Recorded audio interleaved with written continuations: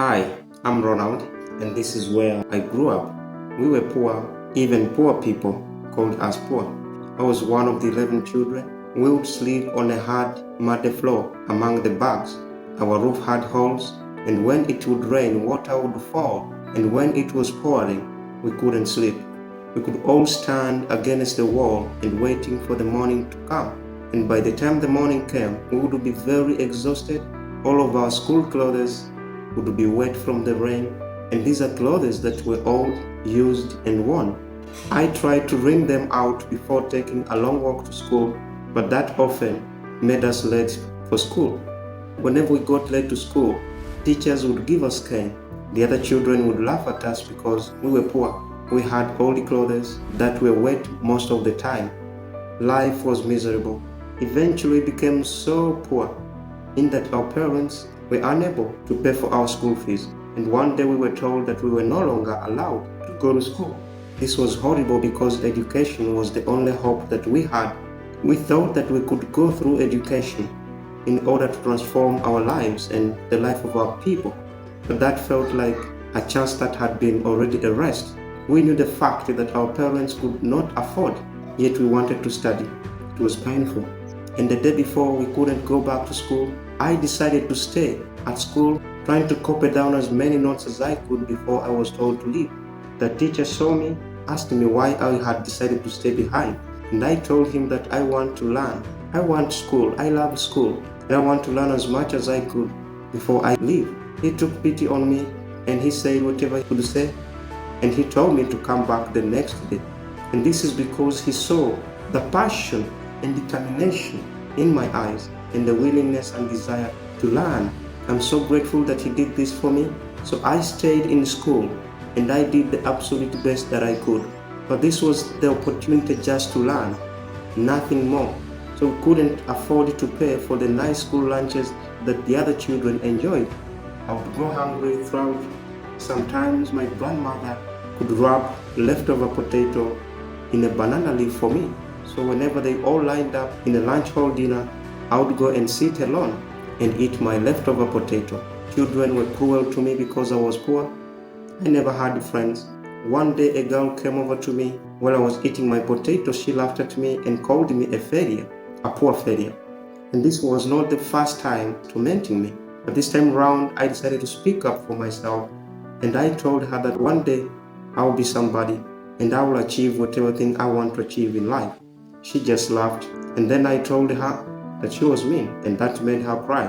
So her mother came to talk to me, and I will never forget when she told me that no matter what I do, I will still be a failure, and that she didn't want my poverty to rub off on her daughter. Her words cut me like a knife, but I just prayed and asked God for the grace and life. I refused to give up hope despite all the pain. I kept on going to school, and one day a gentleman came to help at our school. He was an American teaching volunteer, and we called him Mzungu, which means a white man. This white man was called Charles Lilley, and he had a good energy about him in that every student wanted to talk to him. But then they all saw him as an opportunity to get the money or to get a ticket to America. One day I met him, and he said hello to me, and I asked him if he would be my friend because I had no friends, and he agreed. So when I was able to save enough, I bought one banana and a bottle of soda, and I took them to school and I gave them to Charles because he had become my friend, and this made him so happy, and our friendship grew from strength to strength. I had no idea what this person could do in my life, but Charles had already seen something in me that no one else had seen. He believed in me when no one believed in me. He took the step to change my life when he asked me, what can I do to help? And I said one thing I've ever wanted more than anything else was the opportunity to go to university. I couldn't believe what my ears had when he told me that he would sponsor me to go. Thanks to Charles's belief in me, he paid for me. I went to university and I got my degree in accounting, something that I never even imagined. Something that no one, even any of my community members, could imagine, even my own family. It changed my life, and right now, I'm an accountant. Charles believed in me, when nobody else believed in me. And he saw something great in me that nobody had seen. He took the decision to take the lead in transforming my life, my future. And what happens if children don't get a chance to go to school? Many of them lose their way. Many of my brothers and sisters lost their way. Children start engaging into terrible activities that will eventually lead them to destruction. I decided to stay, and even after graduating, I never left the village.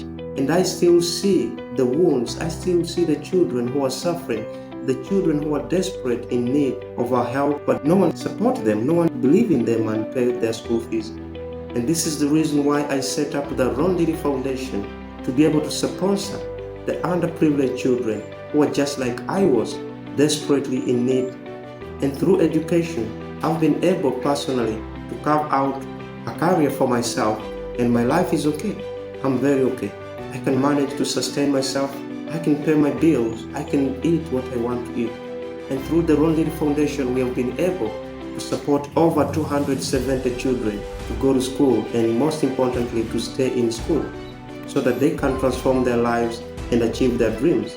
The sad fact is that there are so many children who'd love to go to school, who have a design but no one to support them. And this is where you come in. I would love you to consider today becoming a sponsor for a child. For just £36 a month, you or your business could be there to change the life of a child.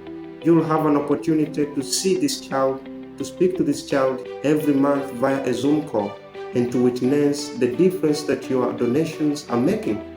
If Ife Thomas and Mr. Terry can be there for a child, then you could also be there for a child. Ife Thomas is the director of Mind Workout. It was the first time she met a child called Grant, and she decided to sponsor this child, and the child is in school.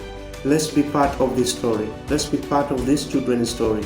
We can create a difference. 2016, I had an opportunity to invite a couple of students to attend a training that was going on in Jinja. Ron went with me to that and learned about business skills and entrepreneurial skills, and asked me to go to his village with him so that we could also pass on these skills to the local, mostly young men, there were women in the village, and he attracted a crowd of more than 50 people for this. And I was just impressed by his ambition to try to help the people in his village. And I've since come to know how much he loves his family. Unfortunately, they don't have the money to pay for a lot of education. So I agreed to support him at university. And primarily, I'm supporting him because he's a very impressive young man. I see the respect he gets from his peers. He's very diligent, and he's also very honest. I think that it's an investment